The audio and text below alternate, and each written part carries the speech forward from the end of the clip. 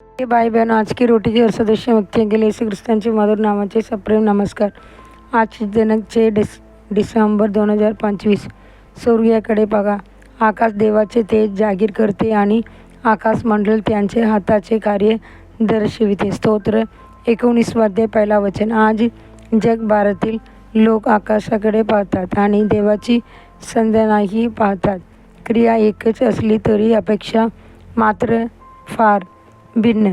जगातील लोक ताराकडे पाहून राशी भविष्य म्हणतात, चिंता करतात, आज चांगले की वाईट. पण अब्राहम ताराकडे पाहून देवाचे वचन पाहिले. त्यांची संताने तारकाही असतील.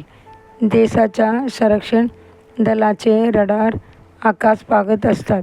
कुठून शत्रूचे विमान येईल, कुठून अणुबॉम्ब पडतील. वर पाहताना जगाची अपेक्षा भीती, विध्वंस आणि युद्धाची. परंतु आपण देवाची मुले स्वर्गाकडे पाहता तेव्हा आनंदाने हृदय भरून जाते. आकाश त्यांची महिमा सांगते. त्यांची सृष्टीकडे पाहून आपण त्यांची उपासना करतो. आकाश भय उत्पन्न करत नाही तर स्तुती निर्माण करते. फक्त महिमा नव्हे, आकाश त्यांचे धार्मिकतेची साक्ष देते. आकाश त्यांची धार्मिकता जाहीर करतात आणि सर्व लोक त्यांची महिमा पाहतात. स्तोत्र 57 अध्याय 6 वचन. प्रेषित पौल लिहितो, जग निर्मितीपासून त्यांचे उद्देश्य, गुण, त्यांचे साक्षात सामर्थ्य आणि देवत्व सृष्टीकडून प्रकट होत आहेत. रोमकारस 1 अध्याय 20 वचन. जग सृष्टीकडे पाहून विनाश पाहते.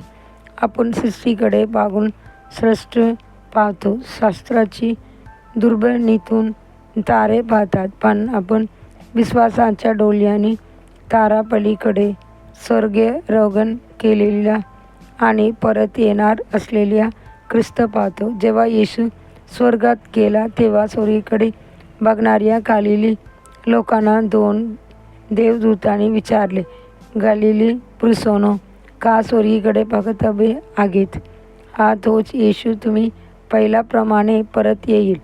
प्रेषित 1 अध्याय 11 वचन.